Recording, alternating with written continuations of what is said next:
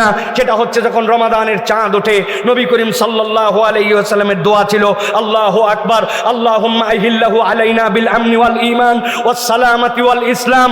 আল্লাহর কাছে নবী করিম সাল্লাল্লাহু আলাইহি ওয়াসাল্লাম যখনই চাঁদ উঠতো বলতেন আমার রব বড়, হে আল্লাহ আমি আপনার কাছে বলতেছি আল্লাহ এই চাঁদের ভিতরে আমার ঈমানের নিরাপত্তা দেন, আমার জন্য নিরাপত্তা দেন, আমার আমলের নিরাপত্তা দেন। ওয়াত তাওফীক লিমা ইউহিব্বু ওয়া তারদা, আল্লাহ আপনি যেটা পছন্দ করেন, আপনি যেটাতে খুশি হন ওইটা বেশি বেশি করার তৌফিক দান করেন। আর হে চাঁদ জেনে রাখো আমি তোমাকে বলতেছি রব্বি ও রব্বুক আল্লাহ, তোমার রব আল্লাহ, আমার রব আল্লাহ। সুবহানাল্লাহ। নবী করিম সাল্লাল্লাহু আলাইহি সাল্লাম সব সময় রব চাঁদ উঠলে নবী করিম সাল্লাল্লাহু আলাইহি ওয়াসাল্লাম দোয়া করতেন।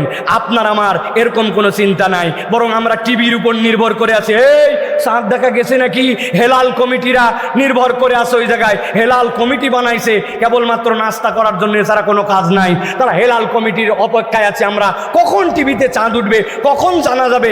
এক বন্ধু আবার এশার নামাজের পরে বলছে যে চাঁদ উঠে গেছে কিন্তু খবর আছে তারাবির জন্য দৌড় দে, তখন ওই ব্যক্তি পেরেশান হয়েছে। অথচ চাঁদ দেখার যে একটা আমল, ওটা যে রমাদানের জন্য অভ্যর্থনা, বাচ্চা কাচ্চা সকলকে নিয়ে যাওয়া, চাঁদ দেখা, চাঁদের দোয়া শেখানো চাঁদ দেখার জন্য, তাহলে বোঝা যাবে যে আপনি রমাদানের প্রস্তুতি আছে আপনার মনে, সে আপনার জন্য ক্ষমা নিয়ে আসতেছে, সওগাত নিয়ে আসতেছে, মাগফিরাত নিয়ে আসতেছে। এখন থেকেই তাহলে দিন গণনা করে রমাদানের জন্য অপেক্ষা করা, ওই মেহমানের জন্য আপনার হৃদয়ের মধ্যে তামান্না, প্রস্তুতি নেওয়া, ওই রমাদানকে টার্গেট করে প্ল্যানিং করা, এইটা হচ্ছে রমাদানের জন্য অভ্যর্থনা। মনে থাকবে, মনে থাকবে প্রিয় ভাইয়েরা। 2 নম্বরে রমাদানের মধ্যে, রমাদান আসছে, এখন মেহমানের জন্য আপনি থাকার ব্যবস্থা করবেন। রমাদানকে আপনি কি খাওয়াবেন? বড় বাপের পোলায় খায়, ঢাকার লোক খায় বিখ্যাত ইফতারি ভাই। আপনারা মনে করতেছেন মাটন রোস্ট আর বিভিন্ন ধরনের চপ, স্বামী কাবাব, স্ত্রী কাবাব, হাঁড়ি কাবাব, বটি কাবাব, দাও কাবাব, কোদাল কাবাব আছে না ভাই? আপনি চিন্তা করছেন হ্যাঁ হ্যাঁ হ্যাঁ আমার রমজানকে আমি এইগুলা খাওয়াবো। জি না, রমাদান আপনার এটা খায় না। রমাদানের খাদ্যকে ভালো করে জেনে রাখেন। আপনি যদি আপনার রমাদানকে সুন্দরভাবে খাওয়াতে চান তাহলে আপনার সালাদকে সুন্দর করতে হবে, কেননা যার সালাদ সুন্দর রমাদানে তার খাদ্য তত সুন্দর। আপনার সালাদ আমরা যদি একটুখানি তাকায় দেখি, আমাদের সালাদ হচ্ছে সফটওয়্যার সালাদ। ওই সালাতের শুরুর থেকে দাঁড়ায় গেলাম আল্লাহু আকবার বলে, অটোমেটিকের পরে চালু হয়ে গেল আলহামদুলিল্লাহ রাব্বিল আলামিন। মন সেটা আমার নরসিংদীতেই যাক আর কুমিল্লাতেই যাক, আমার রেলগাড়ি চলতেছে নামাজের, আমার নামাজের সূরা ফাতিহা শেষ, অটোমেটিক আলাম তারা চলে আসছে, অটোমেটিকের পরে রুকু চলে গেছে, অটোমেটিক সব আমার নামাজ যেন সফটওয়্যার নামাজ। আমার নামাজের মধ্যে আমার কোনো চিন্তা নাই, ভাবনা নাই, পরিকল্পনা নাই, এমনকি আমার নামাজ যে ঠিক হচ্ছে কিনা এইটাও কোনোদিন চিন্তা করি নাই। আপনার মসজিদে কত মাহফিল হলো, কত আয়োজন হলো, কিন্তু আপনার আমার মসজিদে কি কখনো নামাজের ওয়ার্কশপ হয়েছে? বলে হুজুর নামাজের আবার ওয়ার্কশপ কি জিনিস? হ্যাঁ, নামাজের একটা ওয়ার্কশপ। আমি আমার রুকু তো দেখতে পাই না, হুজুর দেখেন তো আমার রুকুটা ঠিক আছে কিনা। আমি আমার সিজদা তো ঠিক মতো দেখতে পাই না, আমার সিজদা ঠিক আছে কিনা। 70 বছর হয়ে গেছে মুরব্বী, সিজদায় যায় 2 হাত মাটির সাথে একবারে বগল দাবা করে লাগায়, এরকম মুসল্লি নাই ভাই। এরকম করলে যে নামাজ হবে না এরকম নয়, কিন্তু এটা একটা মাকরু। আপনি জানেন না আপনার নামাজটা সুন্দর হয় নাই। যার নামাজ সুন্দর হয় না ওই ব্যক্তির সাথে রমাদান প্রপারলি থাকে না।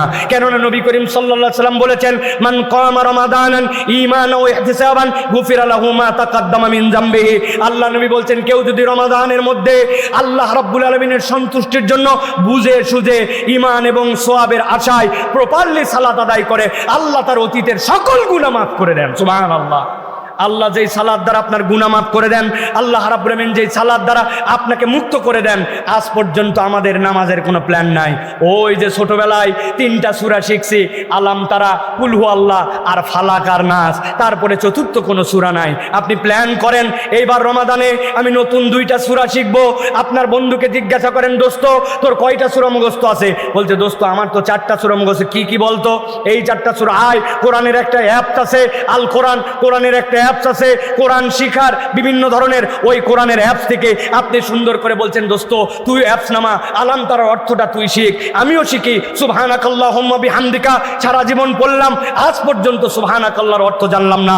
রমাদানের মধ্যে আমার নামাজটা যেন সুন্দর হয়, এই জন্য আমি দোয়ার অর্থ শিখবো, তাসবির অর্থ শিখবো, 3টা নতুন সূরা শিখবো। কিচ্ছু যদি না পারি ভাই, আমি রমাদান কেন্দ্রিক কোরআনে সূরা বাকারা 185 নম্বর আয়াত থেকে আল্লাহ বলেছেন আমি আয়াতগুলো অন্তত মুখস্থ করার জন্য চেষ্টা করি ভাই রে ভাই, ওই যে ক্লাস 6-7 যেই কেরাত, আমার আজকে বার্ধক্যে এসে গেছে একই কেরাত। ওই 6, 7, 4, 5 যে কয়টার অর্থ জানতাম এখন পর্যন্ত আমার অবস্থা তাই। আপনি বিশ্বাস করেন আপনার রমাদানকে আপনি সুন্দর করে আপ্যায়ন করতে পারছেন না, খাওয়াতে পারছেন না। যুগের পরে যুগ আমাদের কাছে রমাদান আসলো, লাইফে পরিবর্তন আসে নাই। এর অন্যতম কারণ আমরা আমাদের নামাজের ব্যাপারে যত্নশীল নই, ঠিক কিনা? এই রমজান থেকে শপথ নেন যে হুজুর ইনশাআল্লাহ আমরা নতুন কিছু না পারলেও 30 দিনে 3টা সূরা মুখস্থ করব। রাজি আছেন ইনশাআল্লাহ? ছোট হোক বড় হোক ইনশাআল্লাহ চেষ্টা করব। রাজি আছেন আপনারা? আর একটা শপথ নেব, এই রমাদান থেকে আমরা কোনো নামাজ, সেটা ফরজ হোক, নফল হোক, তাহাজ্জুদ হোক, আমার যে নামাজই পড়বো আমি 7 তাসবির নিচে আমার নামাজ আদায় করব না। রুকুতে যাওয়ার পরে সুবহানাল্লাহ, সুবহানাল্লাহ, সুবহানাল্লাহ, সুবহানাল্লাহ, আরে আল্লাহ, সুবহানা রাব্বিয়াল আযীম পর্যন্ত বলে না। সিজদায় যাওয়ার পরে সুবহানাল্লাহ, সুবহানাল্লাহ, সুবহানাল্লাহ, এটা কোথায় পাইলেন আপনি? অত চেষ্টা করব। আপনি যদি এই চেষ্টা করেন তাহলে আপনি আপনার রমাদানকে ইনশাআল্লাহ সুন্দর করে একটা খাওয়ার আয়োজন করে দিতে পারবেন। এই রমাদান থেকে আমরা কমসে কম 7 তাসবিহ দিয়ে রুকু সিজদা করব, এর নিচে উঠব না। কারা কারা রাজি আছেন?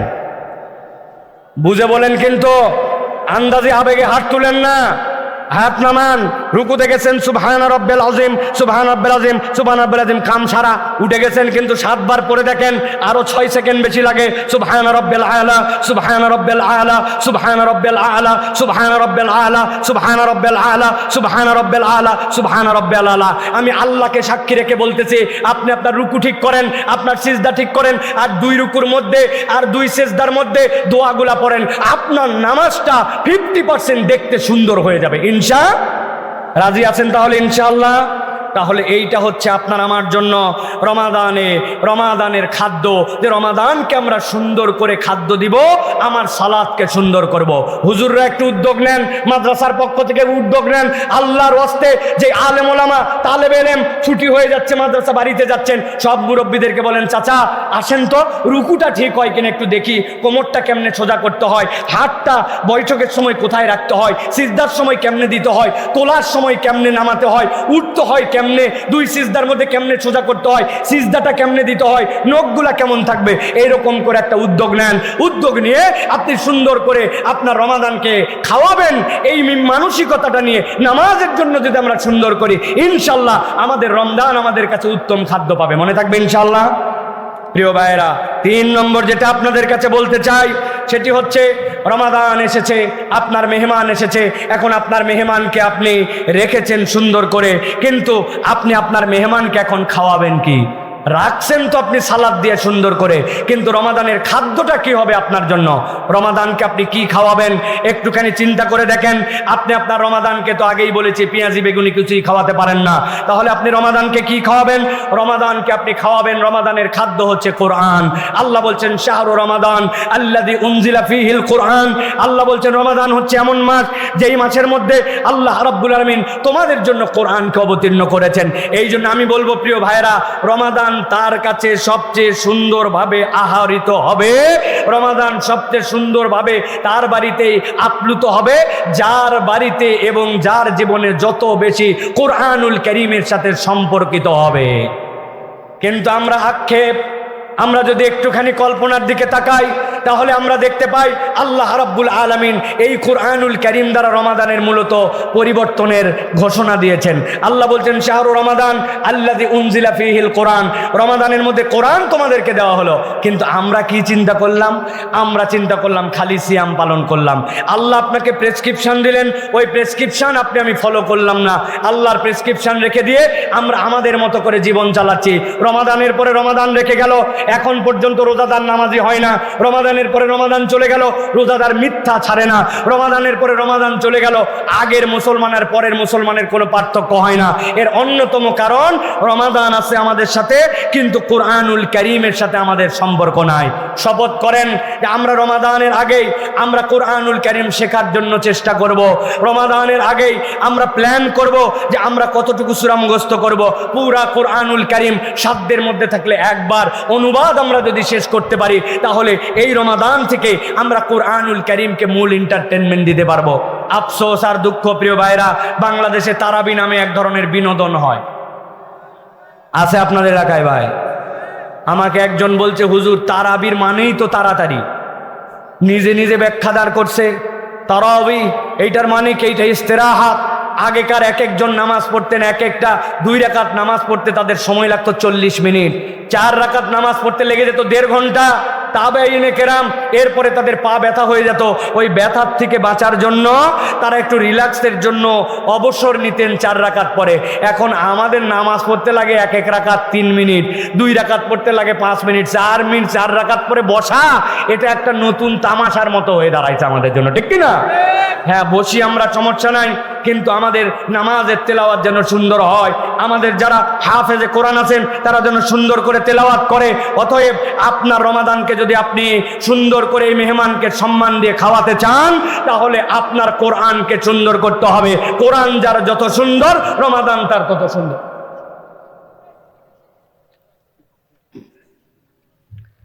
প্রিয় ভাইয়েরা, এরপরে আপনাদের কাছে যেটা বলেছি, আর কটা দিন পরে বিশ্ব মুমিন ঘরে আসছে খুব দামি এক মেহমান, মাহে রমাদান।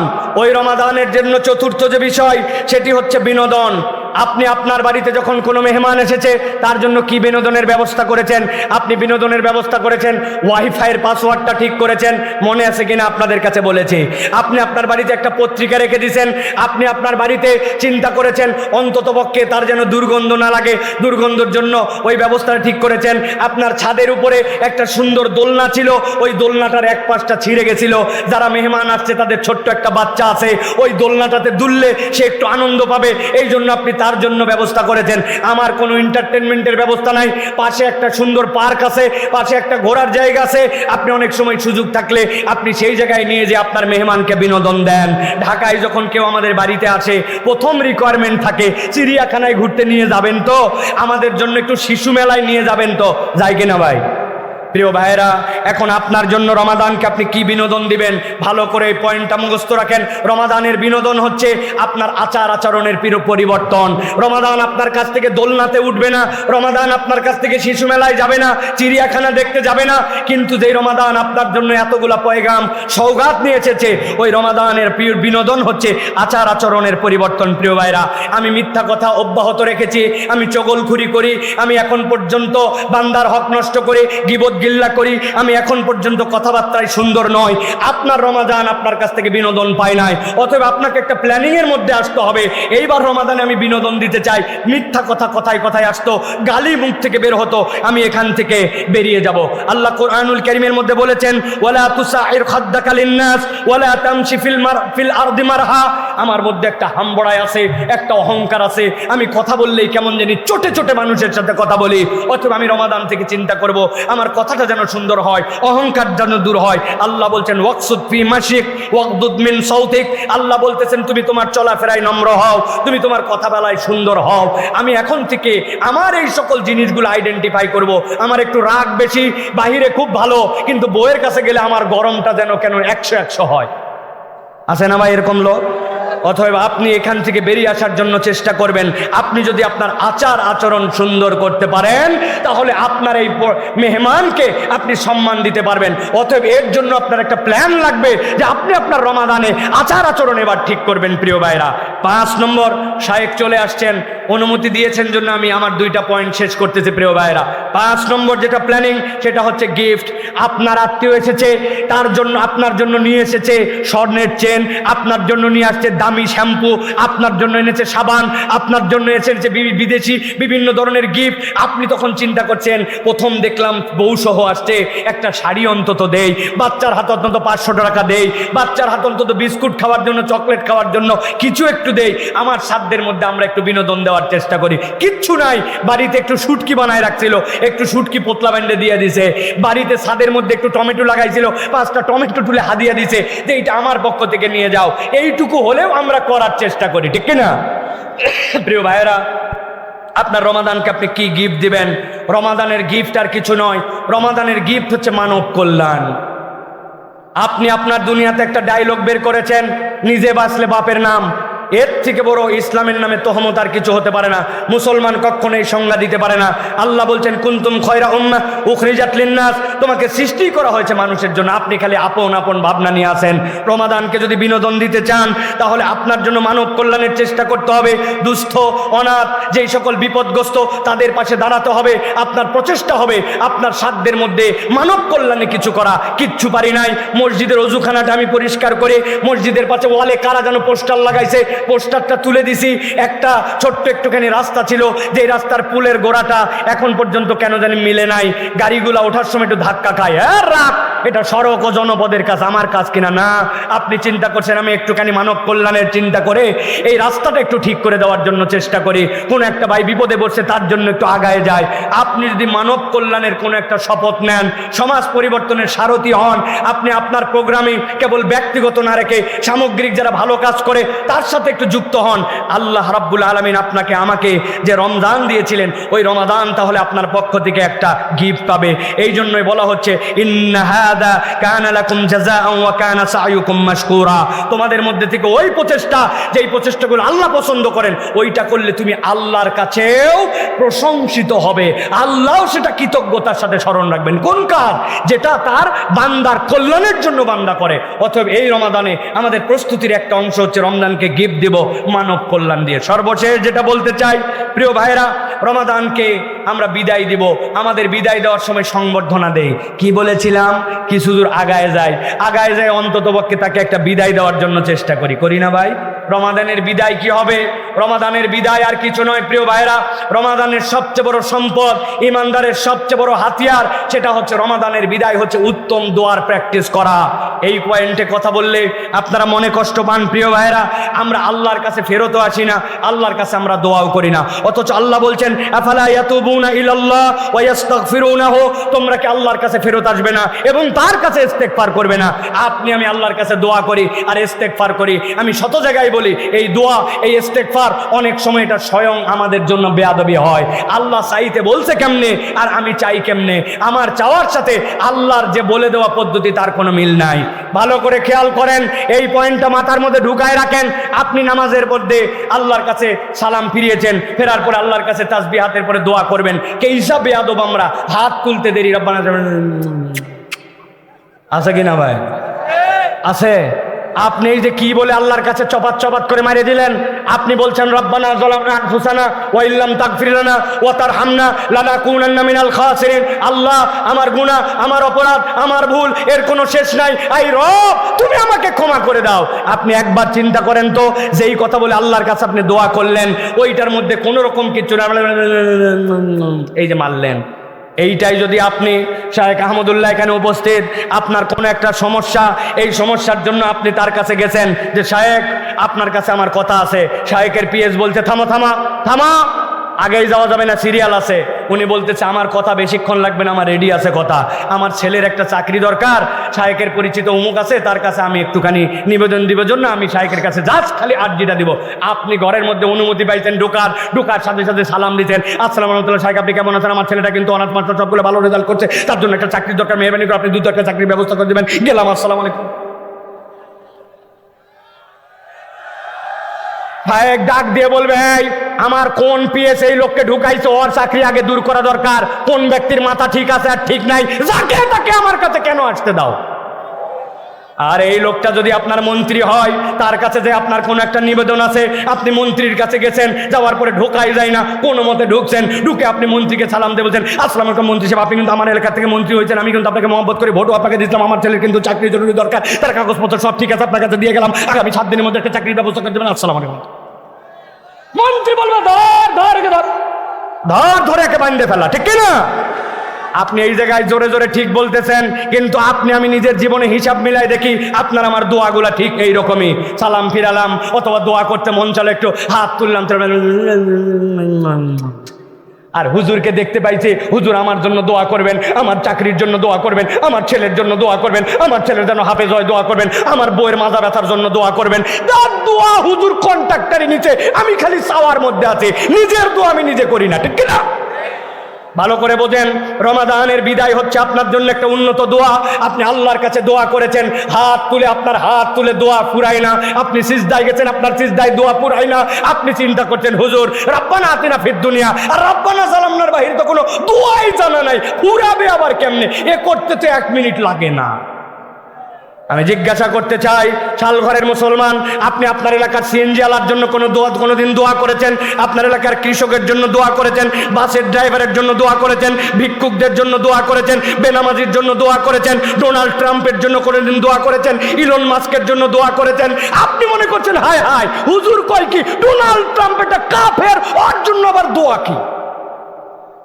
অথচ আল্লাহর নবী সাল্লাল্লাহু আলাইহি সাল্লাম কাট্টা কাফের, কাফেরের বাচ্চা কাফের, ইসলামের 1 নম্বর দুশমন আবু জেহেলের জন্য আল্লাহর নবী দোয়া করছেন, আল্লাহ আবু জেহেল অথবা ওমর এই 2 জনের মধ্যে থেকে একজনকে অথবা 2 জনকে তুমি হেদায়েত দাও। আল্লাহর নবী আবু জেহেলের জন্য হেদায়েতের দোয়া করে, আর আমি আমার দোয়ার সাবজেক্ট খুঁজে পাই না। হুজুর আমার বাচ্চার জন্য দোয়া করবেন। আপনি আপনার বাচ্চার জন্য সিজদায় গেছেন, চোখগুলা বের হওয়ার জোগাড় হয়েছে, 30 মিনিট ধরে আল্লাহর কাছে বলছেন, আল্লাহ আমার ছেলেকে তুমি ইমাম নববীর মতো বানাও, ইমাম মুসলিমের মতো বানাও, আবু হানিফার মতো বানাও। আল্লাহ তুমি আমার গুনাহ মাফ করে দিবে না কেন?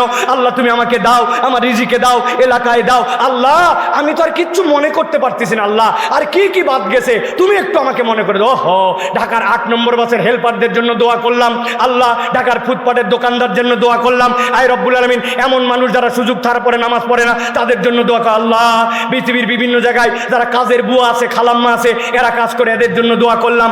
আপনি আল্লাহর কাছে দোয়া করবেন, যার দোয়া যত সুন্দর তার রমাদানের বিদায়ের প্রস্তুতি তত সুন্দর।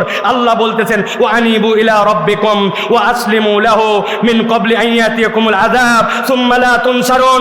আল্লাহর আযাব এসে যাওয়ার আগে, সময় ফুরাবার আগে আল্লাহর কাছে তোমরা ফরিয়াদ করো। কিন্তু আমরা ফরিয়াদ করি না, আমাদের ফরিয়াদ হচ্ছে একটা আল্লাহর কাছে বেয়াদবির মতো। অতএব প্রিয় ভাইয়েরা, আমি আপনাদের কাছে আবারও বলতে চাই, আর কটা দিন পরে আসছে বিশ্ব মুমিন ঘরে খুব দামি এক মেহমান, মাহে রমাদান। ওই মেহমানের অভ্যর্থনা, থাকার ব্যবস্থা, খাওয়ার ব্যবস্থা, বিনোদন, উপহার, বিদায়ী সংবর্ধনার জন্য প্রস্তুত হই। অভ্যর্থনাটা হচ্ছে আল্লাহর জন্য ব্যাকুল হওয়া, রমাদানের জন্য ব্যাকুল হওয়া। থাকার ব্যবস্থা হচ্ছে তার জন্য সালাত, খাওয়ার ব্যবস্থা হচ্ছে তার জন্য কোরআন, বিনোদনটা হচ্ছে তার আমাদের আচার আচরণ ঠিক করা, গিফট দিতে চাইলে মানব কল্যাণে যুক্ত হওয়া, আর তার জন্য বিদায়ী সংবর্ধনা, আল্লাহর জন্য দিল খুলে খুলে দোয়া করা। নবী করিম সাল্লাল্লাহু আলাইহি ওয়াসাল্লাম বলছেন যে রমাদান পেল আর নিজের গুনাহ ক্ষমা করে নিতে পারলো না, নবীজি বলছেন সে ধ্বংস হোক, রাগিমা আনফু, তার নাক ধুলামলিন হোক। আল্লাহর নবী বলেন না এই কথা, জিবরাইল আমিন বলেছেন, নবী আমিন বলেছেন। নবীর আমিন যদি একবার হয়, ওই দোয়া কখনো ব্যর্থ হয় না। অতএব আসুন আমরা আমাদের এবারের রমাদানটা একটুখানি ব্যতিক্রম করি। ছোট্ট একটা বার্তা, এই কথাগুলি ছড়িয়ে দেওয়ার জন্য চেষ্টা করেন, যতটুকু মনে আছে শোনেন, না হলে আবার শোনেন, নিজে প্রস্তুতি নেন, নিজে একটা খাতা কলম নিয়ে নিজের রমাদানকে সুন্দর করার জন্য উদ্যোগ নেব। কারা কারা এখানে আছেন যারা এবারের রমাদান সুন্দর করার জন্য খাতা কলমে লিখে একটা প্রস্তুতি নেব? আগামীকাল থেকে শুরু হবে। আপনারা সকলে হাত তুলবেন না ভাই, মেহেরবানি। অনেকেই আছে গেলে হাত তোলার জন্য রেডি হয়ে আছেন, খবরদার হাত তুলবেন না। আগে বোঝেন যে লিখিতভাবে সুন্দর করে একটা প্ল্যানিং করবো এই রমাদান সুন্দর করার জন্য। যারা লিখবেন তারা কেবল হাত তোলেন, আর হাত তোলা যাবে না যে আমি কি করব না করব, কয়টা সূরা জানা আছে, কয়টা সূরা শিখবো, নিজের কোন খারাপ আচরণ আছে বাদ দিব, মিথ্যাটা বাদ দিব, গীবতটা বাদ দিব, অপরকে দাওয়াত দিব, কোরআন তেলাওয়াত বাড়াবো, এক খতম কোরআন দিব। করা যাবে না, লেখা যাবে না। আল্লাহ আমাদেরকে কবুল করবেন, আল্লাহুম্মা আমিন। হাযা মা ইনদি ওয়াল ইলমু ইনদাল্লাহ, সুবহানাকাল্লাহুম্মা বিহামদিকা আশহাদু আল্লা ইলাহা ইল্লা আনতা আস্তাগফিরুকা ওয়া আতুবু ইলাইক। ওয়াসসালামু আলাইকুম ওয়া রাহমাতুল্লাহি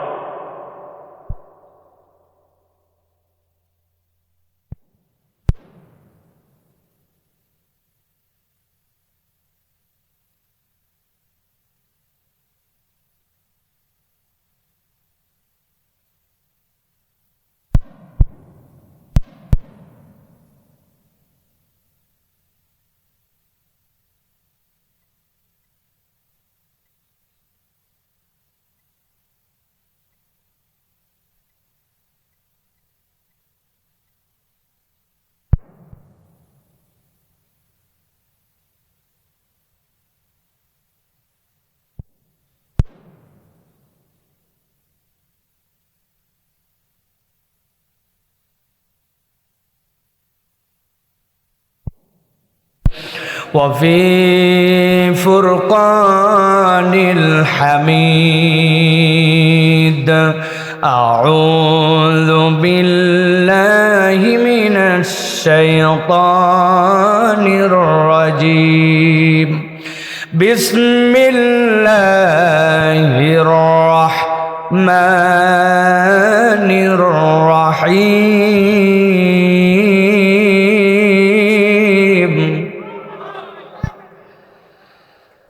شهر رمضان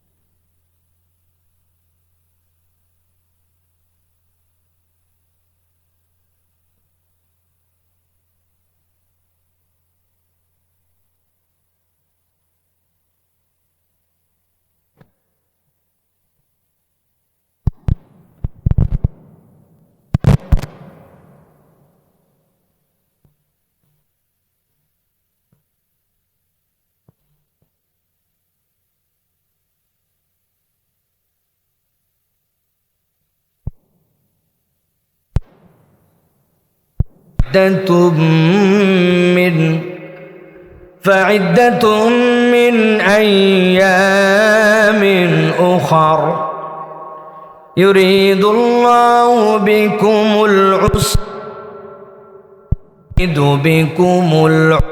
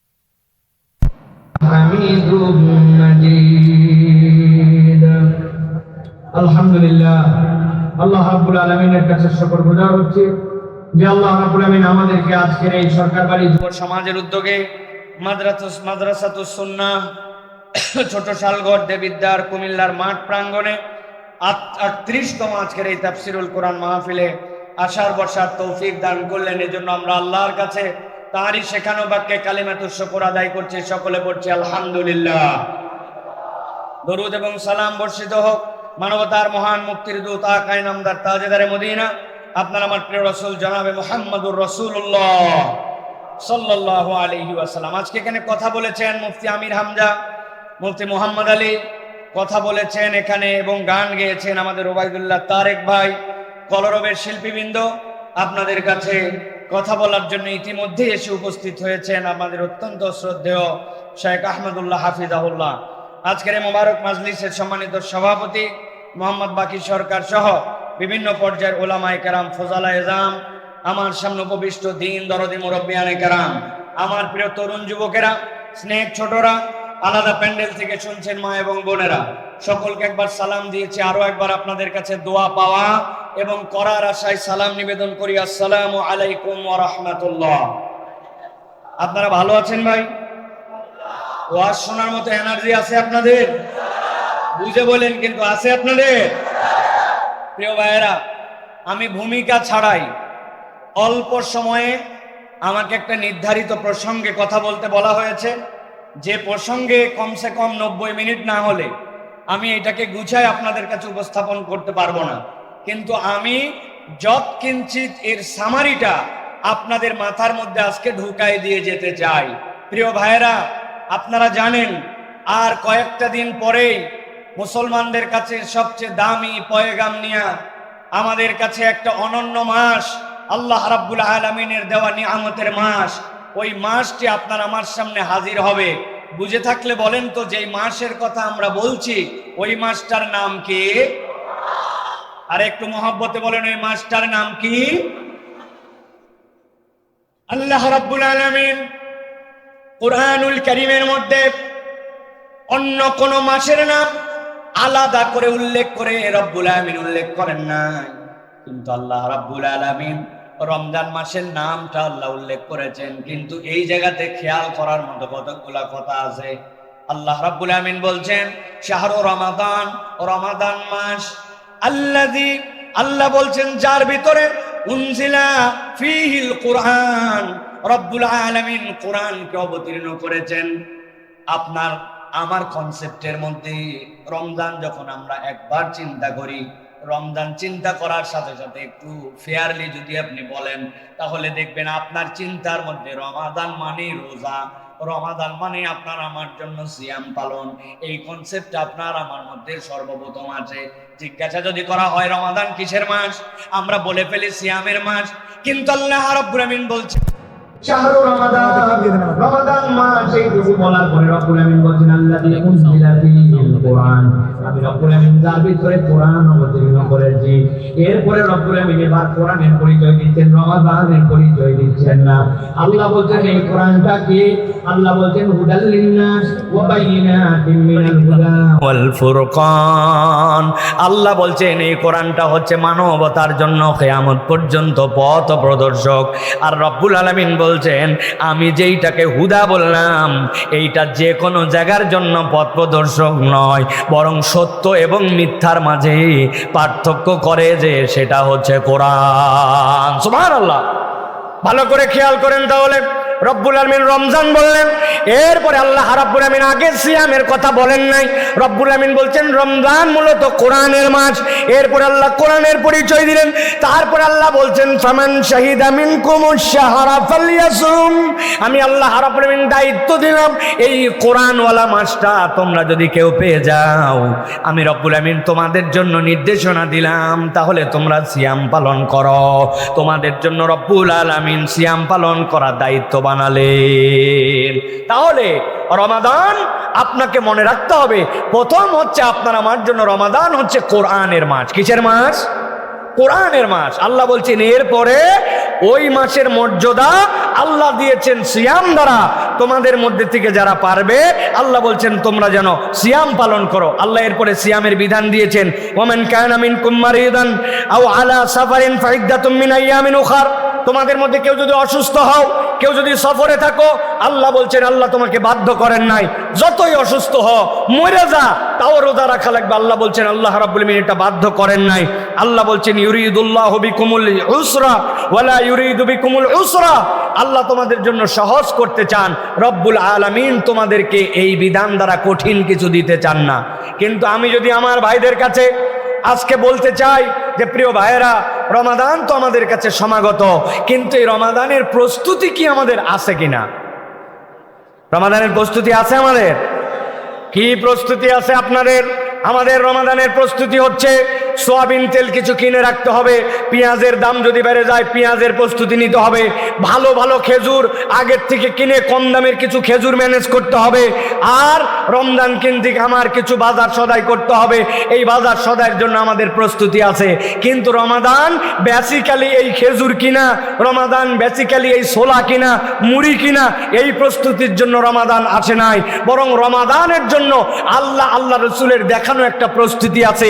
ওই প্রস্তুতির ব্যাপারে আমরা মোটামুটি বেখবর। যদি বলেন হুজুর একটা পরীক্ষা নেন, আমি যে কোনো একজনের কাছে একটা পরীক্ষা নিতে পারি। ভাইয়েরা, এইবার রমজান মাস আরবি হিজরি সালে কোন সাল পড়তেছে একটু বলতে হবে। দু একজনকে ধরলেই মাথা নিচু করে ফেলবে যে হুজুর আরবি সাল তো আমার জানা নেই। এখানে এরকম লোক আছে কিনা ভাই?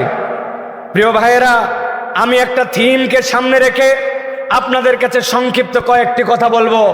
আমি আপনাদের কাছে একটা শ্লোক, একটা 2 লাইনের একটা পংক্তি বলতে চাই। আর কটা দিন পরে বিশ্ব মুমিন ঘরে আসছে খুব দামি এক মেহমান, মাহে রমাদান। আর কটা দিন পরে বিশ্ব মুমিন ঘরে আসছে খুব দামি এক মেহমান, মাহে রমাদান। এই থিমের উপরে আমি আপনাদের কাছে সর্বোচ্চ 10 থেকে 15 মিনিটের অনন্য কিছু বার্তা দিয়ে যেতে চাই। যদি এই থিমকে ধারণ করে আমরা আমাদের রমজানের প্রস্তুতি নেই, ইনশাআল্লাহ বিগত সময়ের থেকে আমাদের এবছরের রমজান ভিন্ন রকম কিছু হতে পারে। আল্লাহ যেন আমাদেরকে তৌফিক দান করেন। একটা মুখ বন্ধ রাখবেন না, সকলে বলেন আল্লাহুম্মা আমিন। আপনারা যারা যারা ঘুমায় গেছেন তারা হাত তোলেন। আলহামদুলিল্লাহ। বালিশ দিতে হবে আপনাদেরকে। আপনারা ঘুমাননি তো ভাই? কারা কারা ঘুমান না এবার দুটো হাত উঁচু করেন, শক্ত করে হাত দুটো টান টান করেন। করছেন সবাই? হাত সোজা হয় নাই? এবার ডানে বামে তাকায় দেখে নেন কাদের হাত সোজা হয় না আর কারা কারা হাত তোলে নাই। কি ব্যাপার? হাত শক্ত করে তোলেন। ডানে বামে একটু তাকায় দেখেন কারা 2 হাত উঠাতে পারে নাই। 2 হাত তুলছেন সবাই? তুলছেন? এবার একটুখানি টানা দেন, টানা দেন। এবার পেছন দিকে দেন, পেছনে, হ্যাঁ সামনে দেন। এবার একটু ডানে দেন, এবার একটু বামে দেন। হাত সোজা করেন, গলাটা পরিষ্কার করেন। হয় নাই সবাই কিন্তু ইচ্ছা করে করেন। পিছনে দাঁড়া, হয় চাদরালা চাচা, কি ব্যাপার? হাত শক্ত করেন। করছেন? এবার গলাটা পরিষ্কার দেন, বুক বরাবর হাত না নেই বরাবর। আমি এই রমজান প্ল্যানিং আপনাদের কাছে দিব, তবে তার আগে আল্লাহর নামে উচ্চ কণ্ঠে এই ময়দানকে জানাতে হবে যেখানে যারা কোরআন শোনার জন্য আসছে তারা কেউ নির্জীব নয়, তারা সকলে রেডি আছে, কোরআনকে রিসিভ করার জন্য মন থেকে প্রস্তুত আছে। যারা প্রস্তুত আছে হুঙ্কার দিয়ে একটা তাকবীর দিতে হবে। পারবেন ইনশাআল্লাহ? সবাই পারবেন ইনশাআল্লাহ? যারা যারা পারবেন না তারা হাত দুটো সোজা করেন উপর দিকে। পারবেন সবাই? দেখে এবার যারা পারবেন সকলে লিল্লাহে তাকবীর বললে হাত দুটো উপর দিকে ছুঁড়ে দিবেন। পারবেন না ইনশাআল্লাহ? রেডি তো সবাই? গলা পরিষ্কার আছে? দেখে তাকবীর দেন। লিল্লাহে তাকবীর, লিল্লাহে তাকবীর। আল কোরআনের আলো, আল হাদিসের আলো, তোমার নেতা আমার নেতা, তোমার নেতা আমার নেতা। আলেম ওলামা যেখানে, আল্লাহর আইন যেখানে, লিল্লাহে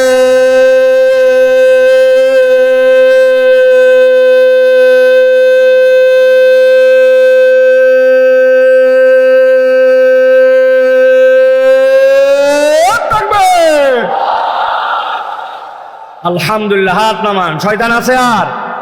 রমজান প্রস্তুতি শুনতে দিব না, গাফেল বানায় রাখবো। শয়তানকে এই সুযোগ দেওয়ার সুযোগ নাই, কেননা আল্লাহু আকবারের স্লোগান শুনলে শয়তান থাকতে পারে না, ঠিক না? এই জন্য এই বাংলাদেশে অনেকে আল্লাহু আকবারের স্লোগান পছন্দ করে না।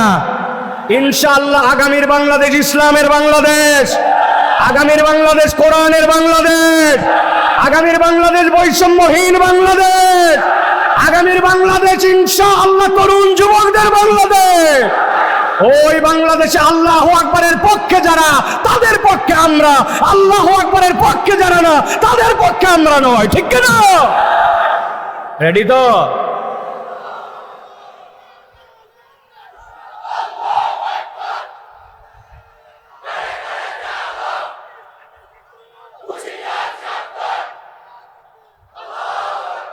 আলহামদুলিল্লাহ। এখন তাহলে মোটামুটি এনার্জি ফুল ফুল। আমরা তাহলে এখন মূল আলোচনায় প্রবেশ করি। আর কটা দিন পরে বিশ্ব মুমিন ঘরে আসছে খুব দামি এক মেহমান, মাহে রমাদান। প্রিয় ভাইয়েরা, আমরা যদি একটুখানি লক্ষ্য করি তাহলে আমরা যদি আমাদের কোনো মেহমান এরকম যদি থাকেন যিনি বিদেশে থাকেন অথবা অনেক দিন পর আমাদের বাড়িতে আসতেছেন, আপনি খেয়াল করলে দেখবেন ওই মেহমান যদি আপনার ব্যক্তিগত পছন্দনীয় আপন আত্মীয় হয় তাহলে ওই মেহমানের জন্য আপনার একটা প্রস্তুতি আছে, আছে কি না? কি ধরনের প্রস্তুতি নেন? আপনার মেহমান যত আপনার আপন হবে, আপনার মেহমান যত আপনার পছন্দনীয় হবে, তার জন্য আপনার প্রস্তুতি তত হবে। ব্যক্তিগত মেহমানের প্রস্তুতি ব্যক্তিগত হবে, কিন্তু ওই মেহমানটা যদি রাষ্ট্রীয় মেহমান হন, কোনো দেশের প্রেসিডেন্ট হন, কোনো সংঘের প্রধান হন, কোনো জায়গার দায়িত্বশীল হন, তাহলে ওইটা তখন আর ব্যক্তিগতর গণ্ডির মধ্যে থাকে না, ওটা সামগ্রিকভাবে রাষ্ট্রীয় পর্যায়ে চলে যায়। তখন তার প্রস্তুতিও বড় হয়, তার জন্য ওই আয়োজনটাও বড় হয়, ঠিক কি না? আমরা যদি তাকাই তাহলে আমরা দেখব আমাদের যে কোনো পছন্দনীয় মেহমানের জন্য আমরা 5 ধরনের পদক্ষেপ নিয়ে থাকি। 1 নম্বর, আমরা মেহমানের জন্য রিসিপশন তথা তার জন্য একটা অভ্যর্থনার ব্যবস্থা করি। কিভাবে অভ্যর্থনার ব্যবস্থা করি? মেহমান একজন আসবে, এয়ারপোর্টে নামবে, তার জন্য একটা গাড়ি ঠিক করে রাখা, ড্রাইভারের নাম্বার নিয়ে রাখা, ওই মেহমানের যেন কষ্ট না হয় তার জন্য আপনার একটা সামগ্রিক প্রস্তুতি থাকা, বাড়িটাকে গুছগাছ করার চেষ্টা করা, আপনার বাড়িটা যেন একটু মাকড়সা মুক্ত হয়, আপনার বাড়িটা যেন একটু ড্রেসিংটা দেখতে সুন্দর হয়, প্রয়োজনে আপনার বাড়ির সামনে সিজনাল 2টা ফুলের গাছ লাগায়া অন্তত বাড়িটা যেন একটু দেখতে সুন্দর হয়, বাথরুমে যেন টিসিমিস না হয়, বাথরুমটার মধ্যে একটা সুগন্ধ লাগাই দেওয়ার জন্য চেষ্টা করা হয়, বাথরুমটা পরিষ্কার করা হয়, ট্যাঙ্কিতে পানি রিজার্ভ আছে কিনা, আসার পরে যেন কষ্ট না পায়, গিজারটা ঠিক আছে কিনা, মানে আমার সাধ্যের মধ্যে আমি তার জন্য এমনকি অনেক সময় ডাইনিং টেবিলের উপরের যে ম্যাটটা থাকে ওই ম্যাটটাও মেহমানের ভ্যারাইটি বুঝে চেঞ্জ করি। 1 নম্বরে তাহলে অভ্যর্থনা। 2 নম্বরে মেহমানের জন্য আমরা থাকার ব্যবস্থা করি। মেহমান যখন আসবে আপনি থাকার জন্য চিন্তা করেন, আপনার মেহমান যেন থাকার ক্ষেত্রে কোনো কষ্ট পায় না। আপনি দেখবেন মেহমানের জন্য চাদরটা পরিষ্কার করো, থাকার রুমের যদি পা পোস্টটা ময়লা হয়ে থাকে পা পোস্টটা পরিষ্কার করার জন্য আপনি চেষ্টা করেন। আপনি যদি চিন্তা করেন বাথরুমের স্যান্ডেলটা কেমন জানি ক্ষয়ে গেছে, বাথরুমের স্যান্ডেলটা প্রয়োজন একটা নতুন স্যান্ডেল ব্যবস্থা করো, অথবা তোয়ালা যেইটা দেওয়া হয়েছে তোয়ালাটা কালো হয়ে গেছে, তোয়ালাটা সুন্দর আরে পর্দাগুলো এখন পর্যন্ত কি ময়লা হয়েছে, অনেকদিন ধোয়া হয় নাই, দামি একটা মেহমান আসতেছে, বাড়ির পর্দাগুলো অন্তত পক্ষে ধোয়ার জন্য চেষ্টা করো। তার মানে যেই মেহমান আসবে ওই মেহমানের অভ্যর্থনার পরে আপনি তার জন্য একটা থাকার উন্নত আপনার সাধ্যের মধ্যে ব্যবস্থা করেন, ঠিক কিনা? 3 নম্বরে যদি আমরা দেখি তাহলে আমরা দেখব ওই মেহমানের জন্য খাওয়ার ব্যবস্থা করি। আমি গরিব হতে পারি, আমার সাধ্য কম হতে পারে, কিন্তু মেহমান যেটা পছন্দ করেন এরকম পছন্দনীয় একটা খাবার তার জন্য তুলে দেওয়ার জন্য চেষ্টা করি, একটা ভালো মাছ কেনার জন্য চেষ্টা করি, যেই খাবার খেলে তিনি তৃপ্তি পাবেন এরকম চেষ্টা করি। অন্য সময় সালাদ হয়তো অত মনোযোগ দিয়ে বানাই না, শশা কেবল চাকচাক করে কাটলাম, টমেটো চাকচাক করে কাটলাম, কিন্তু মেহমান ভিআইপি, এই জন্য সুন্দর করে ঝুরি ঝুরি করে কেটে টমেটোর সাথে দিয়া সালাদ মিশায়া সাথে লেবুর আয়োজন করে, মানে তিনি যেন খেয়ে তৃপ্তি পান ওই রকম করে তার জন্য আমি খাদ্যের আয়োজন করি। গরিবও যদি হয় পাশের বাসার থেকে একটা ডিম চেয়ে নিয়ে আসে, অনেক সময় বাঙালি মেহমানদারি করে, এই অভ্যাস আমাদের আছে, তাহলে তার জন্য আমরা একটা খাওয়ার ব্যবস্থা করি। 4 নম্বর কি করি? আমরা তার বিনোদনের দিকে খেয়াল রাখি। বিনোদন মানে কি?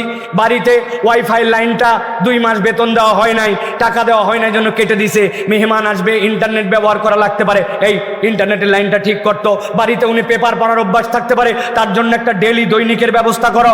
বাড়িতে হয়তো বা টিভি বা কোনো একটা মাধ্যম আছে যেখানে হয়তো কিছু দেখবেন উনি, ওই টিভিটা একটু ঝিরঝির করে উনি হয়তো ওইটা দেখবে, এই জন্য ওইটা আপনি অনেক সময় ঠিক করার জন্য চেষ্টা করেন। তার বাচ্চা কাচ্চা আসতেছে, ওই বাচ্চা কাচ্চার জন্য আপনার কোনো একটা এন্টারটেনমেন্টের ব্যবস্থা থাকে। তার মানে আপনার বাড়িতে তিনি যেন বোর ফিল না করেন, তার বিনোদন দেওয়ার জন্য আমরা আমাদের সাধ্যের মধ্যে চেষ্টা করি, ঠিক না প্রিয় ভাইয়েরা? 5 নম্বরে আমরা আমাদের মেহমানদেরকে উপহার দেওয়ার চেষ্টা করি। অনেক দিন পর আমার আত্মীয়টা আসছে বিদেশ থেকে, নতুন বউ নিয়ে প্রথম আসতেছে, এর আগে আমাদের বাড়িতে আসে নাই, বাচ্চা হওয়ার পর এখন পর্যন্ত তার সাথে আমার দেখা হয় নাই, তাহলে আপনি সাধ্যের মধ্যে চেষ্টা করেন যে অন্তত পক্ষে তার জন্য কিছু উপহার দেওয়ার জন্য। হাজার অবস্থা খারাপ হোক, ছোট বাচ্চা একটা যাওয়ার সময় 200 টাকা হাতের মধ্যে ঢোকায় দেয় যে একটু চকলেট খেও, একটা পাঞ্জাবি হলে কিনে দেয়, একটা নতুন জামাই আসছে তার জন্য অন্তত একটা লুঙ্গি হলেও বাঙালি দিয়ে উপহার দিয়ে তাকে বিদায় করে, ঠিক কিনা? আর যদি ওই মেহমান অনেক উপহার নিয়ে আসে আপনার তখন আরো চিন্তা হবে, হায় হায় আমার জন্য বিদেশ থেকে আসছে, সাবান আনছে, শ্যাম্পু আনছে, প্রত্যেকের কথা মনে করে করে জামা কাপড় আনছে, আবার হাতের আংটি আনছে, গলার জন্য ছোট বাচ্চার চেন আনছে, তাহলে কেবল লুঙ্গি দিয়ে বিদায় করলে হবে না, একটু ভালো করে তার জন্য উপহার দিয়ে বিদায় করার জন্য চেষ্টা, এটা মানবীয় গুণাগুণের অংশ। 6 নম্বরে যেই মানুষটা চলে যাচ্ছে তার জন্য আমরা একটা বিদায়ী সংবর্ধনা দেই। বিদায়ী সংবর্ধনার সবচেয়ে নিম্ন রূপ কতটুকু যতটুকু হয় লিফটের থেকে নেমে অন্ততপক্ষে তার গাড়িতে উঠানো পর্যন্ত আপনি আগায় যান, জড়ায় ধরে বলে আবার আসবেন, কিন্তু ভালো করে মেহমানদারি করতে পারলাম না।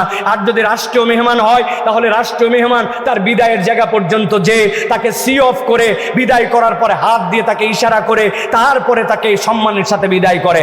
আমরা যদি খেয়াল করি তাহলে অভ্যর্থনা, থাকার ব্যবস্থা, খাওয়ার ব্যবস্থা, বিনোদন, উপহার এবং বিদায়ী সংবর্ধনা, এই বিষয়গুলি আমাদের মেহমানের সাথে আমরা করে থাকি, ঠিক কিনা? প্রিয় ভাইয়েরা, আমরা কি থিম বলেছি? আমরা বলেছি আর কটা দিন পরে বিশ্ব মুমিন ঘরে আসছে খুব এক দামি মেহমান, মাহে রমাদান। মাহে রমাদান আমাদের জন্য কিরকম মেহমান?